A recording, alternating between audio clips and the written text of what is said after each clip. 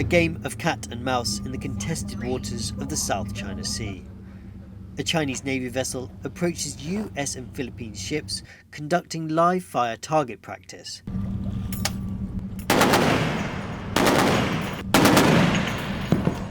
Coming as close as 600 yards of amphibious transport USS Harper's Ferry and disrupting the exercise.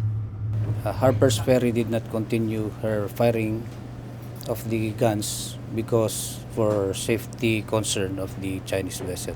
In a first, these joint military drills, known as balikatan or shoulder to shoulder, are taking place outside of Philippine territorial waters within the country's exclusive economic zone, an area Beijing claims as its own and in which it has been increasingly operating. As this Philippine Navy patrol vessel takes part in exercises, China has made its presence here quite obvious. For days, Chinese spy vessels and warships have been in the vicinity, often within sight of US and Philippine ships. Officers here have been monitoring Chinese movements and warning them via radio to stay clear of the path of the drills. These annual exercises are usually a show of force by the US and Philippines military. But this year, it's also showcasing the strength of the host country's international alliances, with Australian and French vessels also taking part in the drills.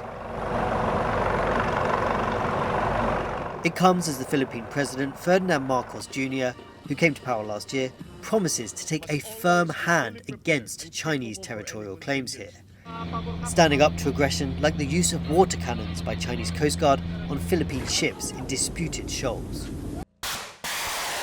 Marcos wants to modernise the country's military by more deeply cooperating with the United States, a move that not everyone here supports. The United States provides the Philippines with a lot of options for military modernization, from tactics, training, and procedure to exactly how to deploy all of that new stuff. However, there are also concerns that the United States coming in could potentially paint the Philippines as a target against China. Balikatan organisers say the 3 weeks of exercises are not aimed at any specific threat, but drills are concentrated in the country's northernmost provinces facing Taiwan, another flashpoint with China, and here in the contested South China Sea. As the world's largest militaries jostle for influence in waterways crucial to international trade, the Philippines is considering how best, and at what cost, to protect its delicate status quo in the face of a rising China. Chen and Glauert in the South China Sea for TaiwanPlus.